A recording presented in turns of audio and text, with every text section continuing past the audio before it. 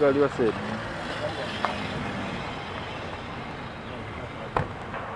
Eche muuli.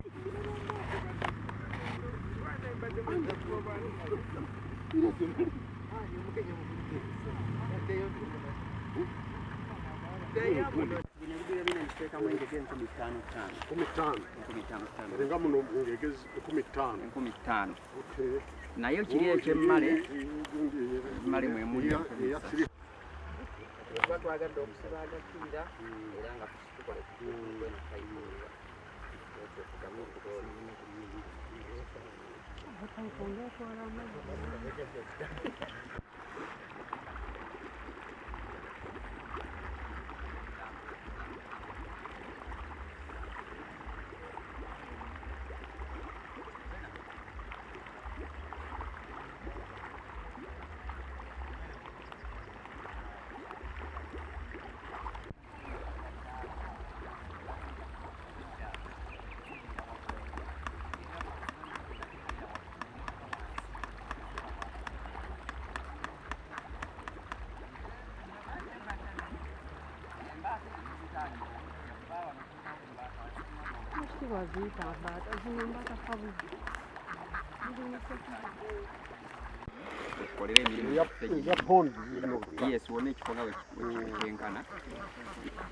tulinawo kati buli pondi erimu byannyanja byanjawulo.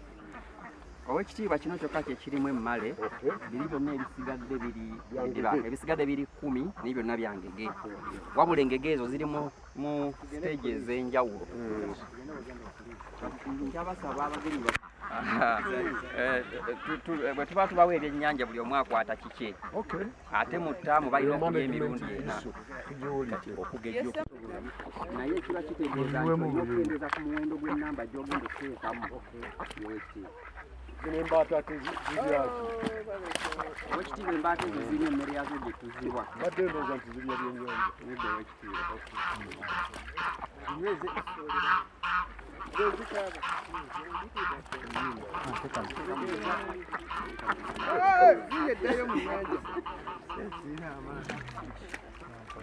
Tagenda nnyo. Kati emmale neeba n'amaanyi wano eyinawo bugiranzi w'ogikwata n'ogibisa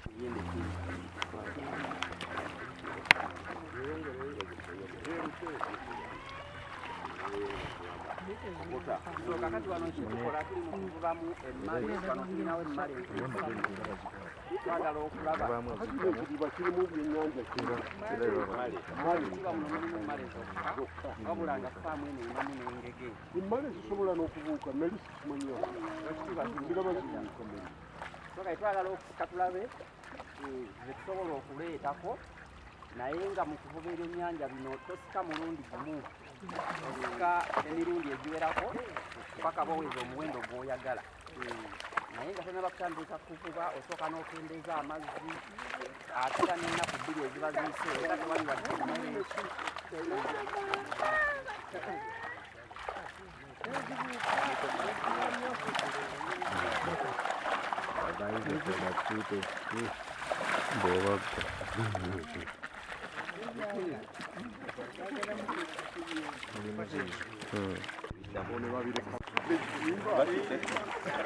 Wakati bavuba wano bakosita kukota kiraga engeri gye tusobola okukozesaamu ettaka lyaffe nga tetutyobodde butonde bwatu ate nga twekulaakulanye okusitula omutindo ogw'okukuumamu ettaka n'engeri y'okukuuma nakati bannaffe bano babakolera ddala demonstration eraga abaana baffe emiti emito nti entobazi tusobola okuzikolamu ekintu ekivaamu esente ate nekivaamu n'emmere ate netukuuma n'obutonde abakulu nsanyusa okubalaba aliwo kwamaniza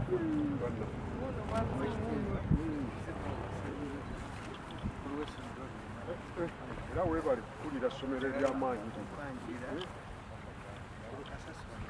akandikisudde kakati batambule n'okutambula bakisuule bajja nga batambula batambule mpolampola batandika okutambula nga kikukota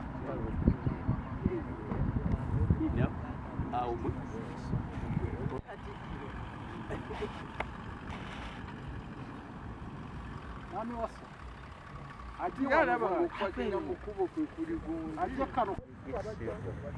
Alo? Bajja naye.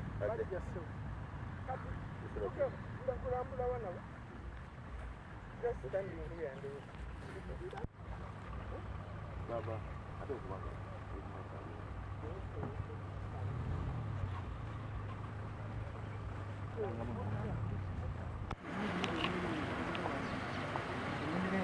Kubanga byo obulamu obukungu yayinza mbiri byonna lazima wali awali era haidia yake okubanga je wano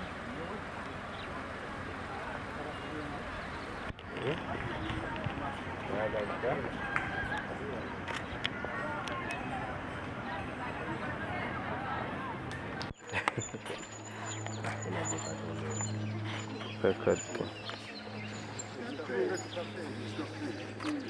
Ah.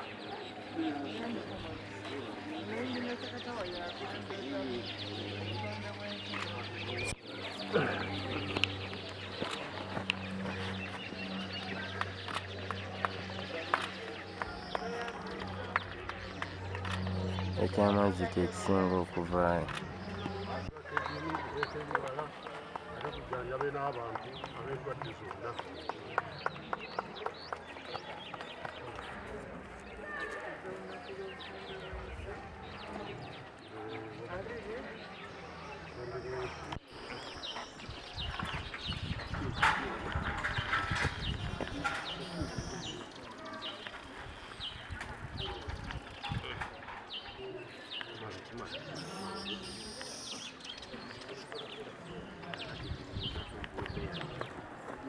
De wamu.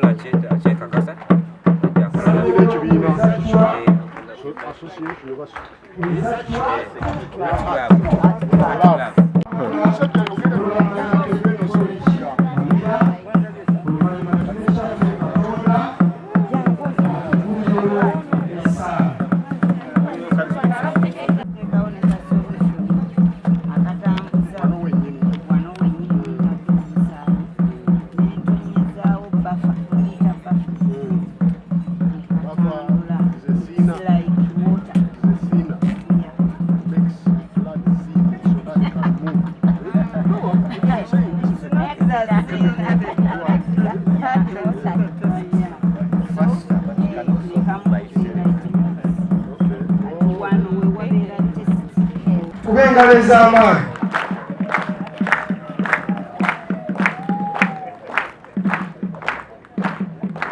Tukube engalo ez'amaanyi.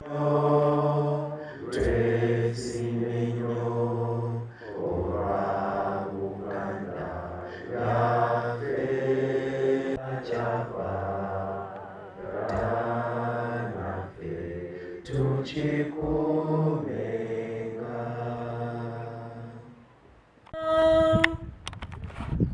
committees, teachers, nurtures, our heroes and heroes, our mentors, we shall never let you down, never let you down. We'll speak for the voiceless. We okutandikawo ekkuumiro ly'ebisolo ku mutendera ogusooka sanctuary Minisu. Bwe twabagamba ku kigambo ky'okuba nti si ffe twabagamba naye baategeera ekifo location yakyo lwaki otaataganya abatakwatibwako ebisolo ebiki obusolosolo obutonotono ebiwojjolo nabyo biwulira tobitaataaganya. So ekyo tukikozeeko nnyo nnyo nnyini. Njagala okwebaza nga ntebaza kikulu nnyo naye lino essomero senior diocese naye liri ku musingi gwa bukatuliki naye diocese yatwembulensinga neetuwa byonna neetwala ba chaplains masomero gombi ntwala omukisa guno nga mpita mu bwana mukulu ow'e Malongwe parish okwebaza diocese bishop waffe omulungi olw'okutuwa enteekateeka eyo. Nja kumaliriza nga neebaza mukawanga kuli ku Lusegeraawo Ssekiboobo. Simanyidde ddala oba beene yalaba atya n'amulonda okuba atwala essaza lino. Naye ate emikwano gyo egy'amaanyi egisobola okukuweererawo wadde obadde toliiwo, ekisobola okugenda mu bizinesi bitambula bitya ate negikuwa feedback naye nga si gwobatumye. Bwatyo mukulu Ssekiboobo bwakola oba nange bwenkola bwetutyo bwetukola. Kale nja kukyebaliza ennyo famire yange. Declined significantly over the years from 24% of the total land cover in 1990 to 13.1 in the recent national estimate.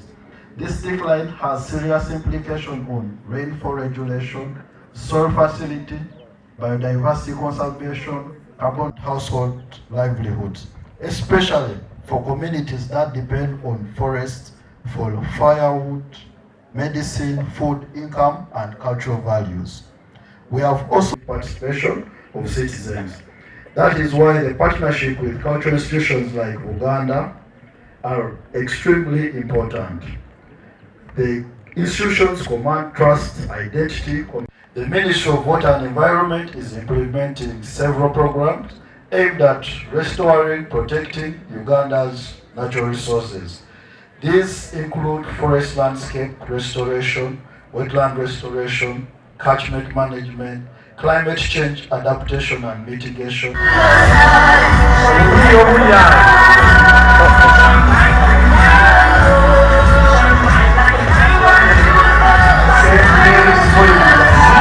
After Mama Cutaway just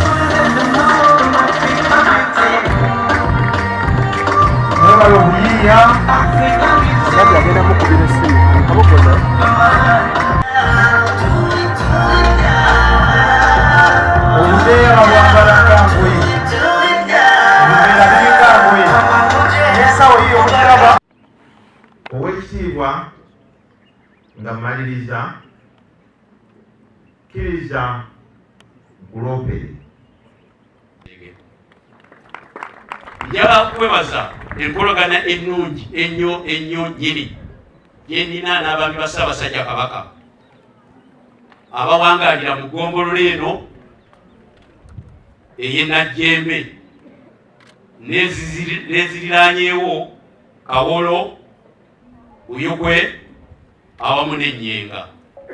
Mwebale nnyo, mwebale ddala. Bwe tubeera n'omukolo wano tubayita era mujja. N'emiti gyammwe gye mwasimba gitinta era tugirabirira bulungi. Baasimba ssebo gya nkulopula emiti wano era nga tugezaako okulaba nti twanirira obutonde. Tubeebaza nnyo nnyo nnyini. Njagala okwebaza omukulu w'essomero ne munne mukulu we nga bakulembeza empisa, bakulembeza obutonde bw'ensi gunsinze nekukyazaako ku St. Mary's College Lugazi, era walaba enteekateeka yaawo nga yakukuuma butonde, emiti na buli kimu nga weekiri n'ekibira weekiri. So ekigambo ky'okukuuma obutonde mu masomero gaffe tukiyigiriza bwe tutyo, era twettanidde nnyo ng'omukulu w'essomero bwe yagambye n'oteekawo ebintu ebirala abaana kubateeka okulabira. Bagamba okusuulasuula ebisasiro kikyamu, headmaster abyogeddeko, nate tulowooza nti pollution teri ku bisasiro byokka, era n'akyogerako noise pollution. Lwaki okubiikidde? That is noise pollution. Kitaataaganya ebitonde era bwe twakigamba aba. Ladies and gentlemen, as we mark this Uganda Environment Day, I would like to propose practical actions that the people of Uganda can take home, implement at household, schools, community institutions, and cultural levels. The first is for every household, it should plant trees and care for the trees. These may include indigenous fruit trees, shade trees, land as people think. And the new minister, from his speech yesterday, he said that the current enforcement which is ongoing is going to continue, even with stronger emphasis that anyone who has no license to live in a wetland should vacate the wetland. So the national status of the environment also points to rapid population growth, urbanization, economic development, climate change, habitat loss, deforestation, pollution, and unsustainable resource use as key drivers for this environment change. These pressures are already being felt through longer dry spells, intense rainfall, and protect trees. However, the planting is only the beginning. Real measure of success is tree survival, ecological restoration, long-term community ownership, and restoration of indigenous species to protect our riverbanks, to conserve the wetlands, and also reduce on the waste. Obutonde era bangi basimbye emiti. Ng'essaza Kyaggwe ligaba emiti egy'enjawulo okuva ku ssaza okulaba ebitundu ebitali bimu. Bassebo ne banyabo mwenna abali wano, bw'ova wano ng'oyagala omuti ogw'okusimba, jangu ku ssaza tukuwe omuti osimbe, ekitundu kyaffe kireme kugwekerera ng'obutonde bw'ensi busaanawo. Tulina emiti eminnansi egiwerako gye tugaba mu bitundu okwetooloola gombolola ezikola essaza lino erya Kyaggwe. Nyati tumwebaza obw'enjawulo n'alengerera wala okulaba nti olunaku luno lukuzibwa. Ng'oggyeko olukuzibwa mu Kyaggwe naye okuza olunaku luno kintu kirungi nnyo, kitujjukiza buli kiseera nti obutonde bw'ensi kintu kikulu nnyo mu bulamu bwaffe. Kino kyongera okutulaga nti ddala Ssaabasajja Kabaka ye munyenye ya Buganda. Ng'obutonde bw'ensi bunaakuumibwa obulungi, tulina okwewaayo mu ngeri ey'enjawulo okulaba nti tukola ebyo ebisaana, tukola ebyo eby'omuggundu naddala mu kugaba emiti wano mu Buganda. Ffe nga bannakyaggwe ekyo tukitandiseeko. Za Buganda enteekateeka eyo egende mu masaza wonna. Bw'eneeba ebunye bulungi, nkakasa nti obutonde bw'ensi wano mu Buganda bujja kweyongera okuba obulungi. Era mbadde nkuba akaama omugere waffe omukulu nti essaza ly'Ekyaggwe nze amasaza ngaluddemu litandikidde ddala okubeera ng'ery'Ekyaddondo. Ekitiibwa omugenyi waffe omukulu yaliko ow'essaza ly'Ekyaddondo n'aliteekateeka ne libeera lolomodo, n'Ekyaggwe kati ndaba ng'ekutte akati wadde omwaka oguwedde Kyaddondo ye yasinga nno mu masaza Kyaddondo era naye bwebale tekiba bwebale kuteekateeka ttiimu era emirimu kyegivudde gikwanguyira kubanga ttiimu y'amaanyi nga bwe mugirabye. Okunzisaako bannange okwebaza bannamikago bateya wakati mwabalabye bannaffe abannema abantu abasinga kati bwe bateekako ebikolimmo buli kimu, naye ennema eyo ekoze omulimu nno gwa ttendo lwakubanga omulimu munene gweyolekedde, naye akwata empola akola ki atuuka wala. Ne bannaffe abalala nga bwe bazze batwanjulira.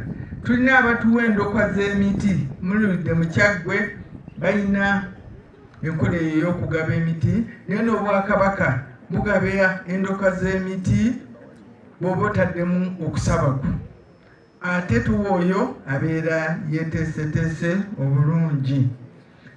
Olunaku luno tulukuliza ku mulamwa gwa okwongera omutindo okukuuma obutonde bw'ensi. Tukuumye obutonde bw'ensi, tuzizaawo obutonde bw'ensi, naye mujjukire ffe basaali mu kwonoona ki obutonde bw'ensi. Nga bwe twatandika kaweefube oba enkola ey'okusitula omutindo, kaweefube oyo Katikkiro yamutongereza mu bizinga, ey'okusitula omutindo, twagala twongere okusitula omutindo mu kukuuma obutonde bw'ensi. Ebikuuma obutonde bw'ensi babibabuulidde nga okusimba emiti, naye twagala mutindo nga tusimba emiti. Tusimba emiti gye tutegeera obulungi emigaso gyagyo gye gigenda otuwa, tujja kuba tusobola okugirabirira nga tumanyi tulina kye tugisuubiramu. Ekyo kimu. Omutindo nga tuzikuuma entobazi. Entobazi tukuuma tusitula tutya omutindo? Tugulabyeko wano.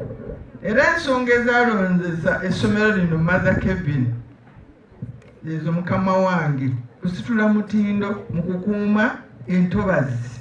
Abasinga entobazi basimbamu bikajjo, obirabyeko. Entobazi bazirimiramu mayuuni. Naye ate okuteekamu ebyennyanja ng'olina essomero n'oliisa abaana nga bafuna proteins, ate nga n'olutobazi nga tugulabye bulungi ng'amazzi gakyasobola okutambula. Era Headmaster yatugambye sinnalaba Kaveera, weebale nnyo omulimu guno. Sinnalaba tulina omuze gunywa amazzi n'obunankaako ke tusooka okuggyako kennyini tukakasuka bukasuse ng'ate Kaveera ku kacupa okumansamansa kasasiro obucupa n'obuveera. Tusitule omutindo nga twekuuma butamansamansa, nga tubeera n'ebintu we tuteeka ebintu ebyo ebyenjawulo, nga twawula kasasiro oyo avunda n'atavunda. Okwo kusitula mutindo. Bw'ensi omwaka guno 2026 wansi w'omulamwa nti twongere omutindo okukuuma obutonde bw'ensi ku lw'embeera y'obudde n'ebiseera byaffe eby'omu maaso. okugwe mulamwa. Twebaza abo bonna abatwegasseeko nga tukuza olunaku luno olukulu ennyo eri obwakabaka buvunaanyizibwa bwe tulina olw'okukuuma ensi yaffe nga etweyagaza, kubanga tetulinaayo waffe walala, kubanga wano wewaffe era kwekwaffe. Teri wantu walungi nga waffe katugambe wammwe, era tewali muntu wayinza kweyagalira okusinga ewaabwe naddala gy'azaalibwa, gy'abeera era gy'amalidde obulamu bwe bwonna. Katonda yatuwa obutonde bw'ensi obulungi namba wano e Uganda ne mu Buganda, era nga y'ensibuko y'obugagga bwaffe. Emirimu abantu mwe bajja ensimbi giyimiridde ku butonde bwa nsi bwe twagala ennyo. Ng'obwakabaka bwa Buganda tukimanyi nti obutonde bw'ensi nsibuko y'obulamu, ate nga mpagi nkulu mu buwangwa n'ennono yaffe, okugeza nga ebika bwe tusibuka. N'Abaganda byonna tubijja ku bisolo bye tulina n'ebirime bye tulina. Emiti, emigga, ensozi n'ebitonde eby'enjawulo ebirala byonna bya mugaso eri ffe abantu, era tulina omulimu gw'amaanyi okubikuuma bisobole okugasa n'abo abalijja mu biseera eby'omu maaso nga emiti emito gino. Kasasiro w'obuveera ne pulasitiika omulala bizibikira emikutu gy'amazzi bwe gatambulira ne bikyafuwaza amazzi ate ne goonoona ettaka, saako n'okussa ebisolo eby'omu nsiko n'obulamu bw'abantu mu matigga, olw'okuba nti abantu tebaawula kasasiro nga kumutereka mu ngeri ennongoofu esobola okutereeza obutonde bw'ensi. Nga tuli wamu ne bannaffe be bayita ba Habitat for Humanity. Twebale nnyo okusonga olulwe mu bantu oba ebitongole ebirala, wabula tukolere wamu olwo tusobole okutuukiriza ensonga Ssaabasajja gy'atukubiriza okuwaayo kaweefube ono obw'okukuuma n'okuzaawo obutonde bw'ensi, okusitula omutindo gw'enteekateeka ezo zonna waggulu ze twogeddeko. Kaakati twagala okwebaza bannaffe abatukoleddeko era abatukwatiddeko, nga muno mwe muli minisitule ey'obutonde bw'ensi mu Bwakabaka, era nga bwe twayogedde Oweekitiibwa Mariam Nkalubo, minisitule y'Obwakabaka etukwatiddeko ensonga eno, College, essaza ly'Ekyaggwe nga likulembeddwa Ssekiboobo, n'omukungu Injinia Edward Ssekatawa nga bamutulaze okwanaganya obulungi bwa nsi n'ensonga n'obutonde bw'ensi. Era twebaza abatukwatiddeko mu nteekateeka ya wiiki y'obutonde bw'ensi, kubanga bano bwe batukwatiddeko nga tutambuza, kubanga ebadde wiiki namba yonna, naye nga muno mulimu ba Mother Kevin's College Mabira, St. Elizabeth Health Institute. Erinnya Waswa George Chairman wa Buyikwe District. Olunaku lwaleero lwa butonde bwa nsi Obwakabaka bwa Buganda tuli mu kukuza butonde bwa nsi ku ssomero lya Mother Kevin nga Bannakyaggwe. Omukolo gwe tubaddeko Katikkiro atuweza obubaka bulungi, obubaka bw'okukuuma tulina okusomoozebwa. Timukimanye ebibira byaffe bigenze bikkine ng'otandika ddala ku mabira, ate ne kye tuyita Central Forest Reserve eri mu Bendobendo ng'ery'essi mu Ngogwe nema bitundu ebyenjawulo. So tukubidde anemo omulango kulaba nga ebibira bino bikuumibwa n'amateeka gakyusibwa okuwa bano private plant ebibira. Kakati nga DCI e Buyikwe tulina eri okusomoozebwa okulala kw'abantu abatandise ssima omusenyu mu kitundu kyaffe eky'Ennalumuli eri wansi ku mwalo ng'eno Emuvu wamu n'Ebubwa nga bagujja mu nnyanja. Sekino ekisomoozezza nnyo nga disitulikiti so twagala okusaba Naima erabe nga eyambako okuddukira omwana gaffe ng'ab'e Buyukwe ejjeeyimiriza abantu abatandise okusima omusenyu esipiidi ennene.